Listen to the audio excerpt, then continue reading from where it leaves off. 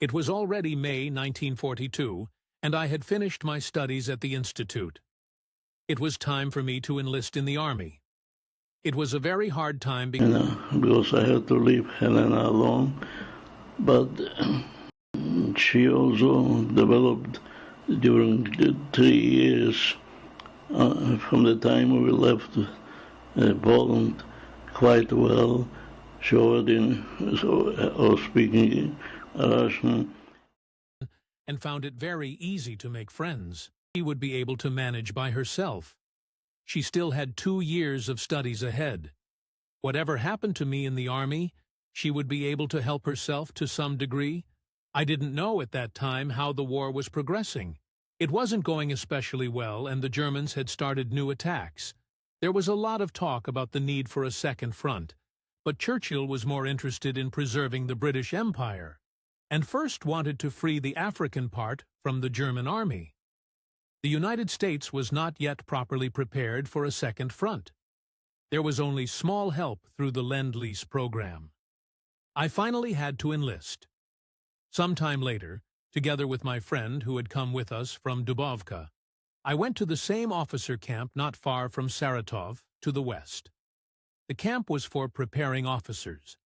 I participated in the exercises for about a month, but one day I suddenly didn't feel well and got very swollen.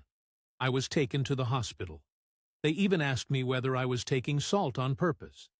I said I didn't like salt very much. Probably because I was sleeping almost outdoors in the camp, my kidneys got inflamed.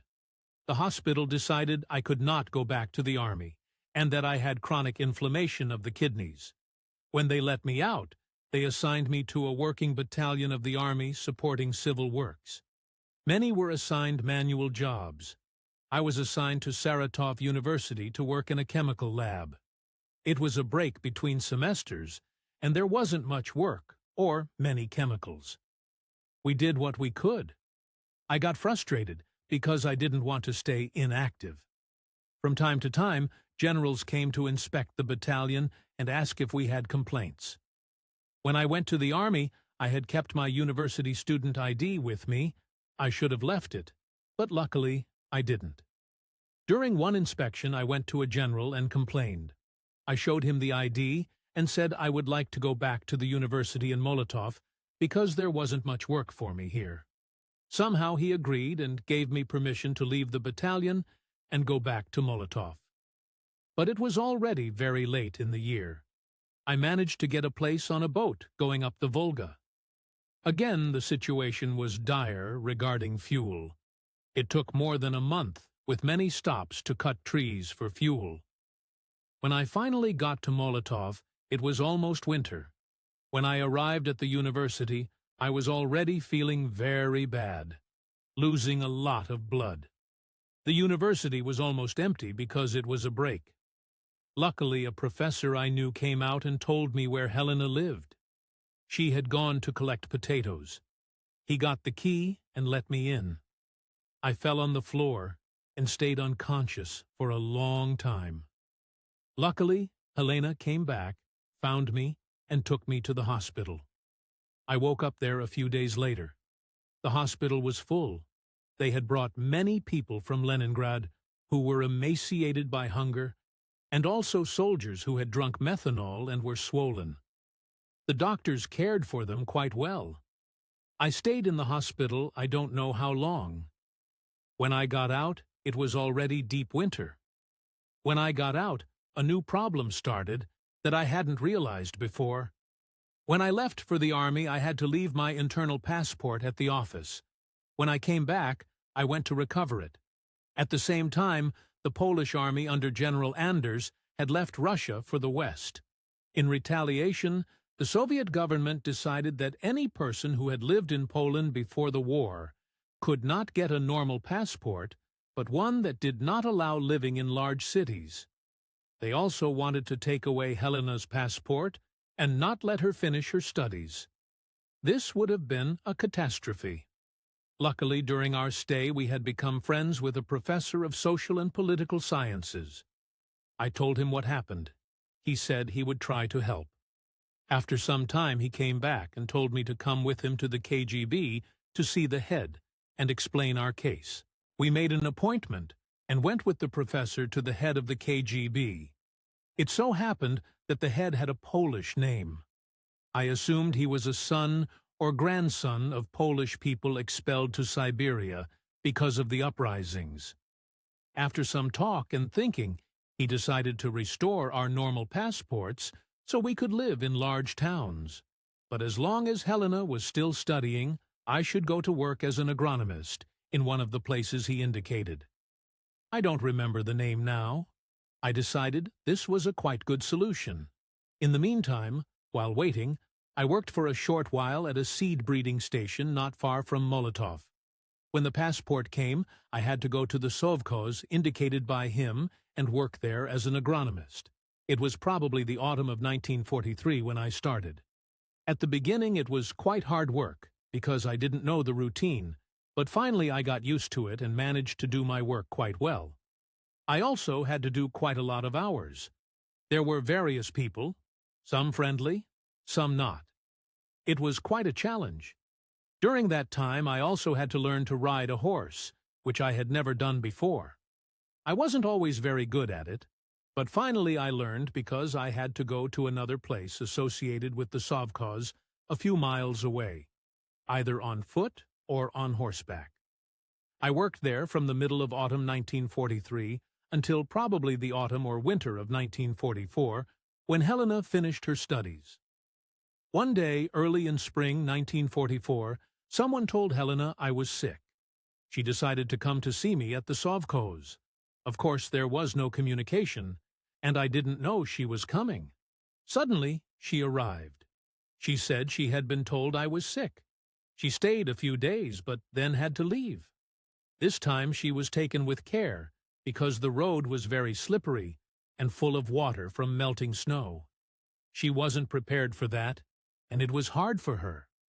I felt sorry that someone had told her such a story, which wasn't true. When Helena finished her studies, she had to leave the university dormitory, so she rented a place at an old lady teacher's house. There was also one other renter there. As I said before, she became very friendly with various people related to the university, including people sent from Moscow from the Ministry of Agriculture. Among them was the head of the educational part of the ministry and his wife. They suggested that when she finished, she could come to Moscow and continue her studies for a PhD, and he promised to help with the arrangements. Of course, it wasn't easy. She had to pass exams. We both applied. She went first because she applied for the plant physiology department headed by a very old professor who had studied in Germany before World War I. He was a decorated member of the Academy of Sciences. She met him and passed the exams quite easily and was accepted.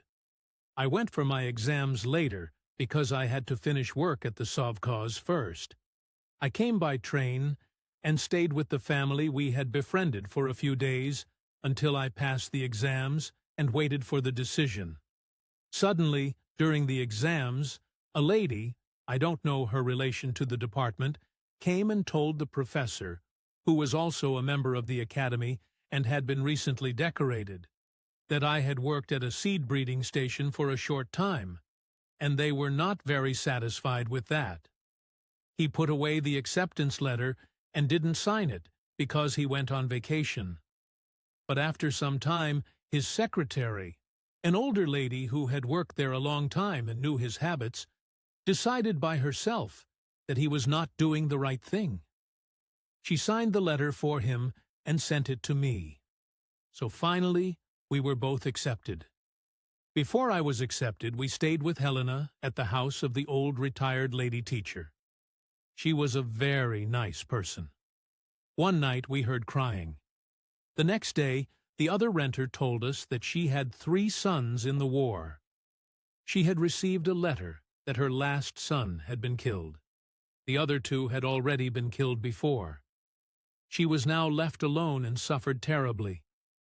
We tried to make her life a bit easier, but we soon had to leave. Sometime in the autumn of 1945, everything was settled, and we left for Moscow to continue our studies. This was already after the war, and we started thinking about our relatives and parents and how to get in touch with them. From Perm we couldn't do much, but in Moscow it became easier. We contacted two sources, the Union of Polish Patriots in Moscow and the Commission for Refugees. You could put down letters for everyone to see in various refugee camps to find out what happened to your family. It so happened that one of my high school friends, now a lady, came back to find out about her family. She saw my name and started looking for information about my family too. After some time, we got a letter from her with addresses of my sisters. I was very happy that my sisters had survived, but it was very sad that neither of my parents, nor my youngest brother, nor my youngest cousin had survived. Later I learned how much my eldest sister, who was a year and a half younger than me, had helped my younger sister and youngest brother to survive. My younger sister somehow survived, but my brother got typhus and died shortly before the end of the war. Helena's parents, brother and sister, did not survive, but two aunts did, and one aunt had a girl. One aunt lived in Polotsk, and the other in her old house in Inguria, near Poland. Of course, we immediately wrote to my sisters and to her aunts, telling them about us. We were not in close contact for a long time after that, but from time to time we got news from them and sent them news from us.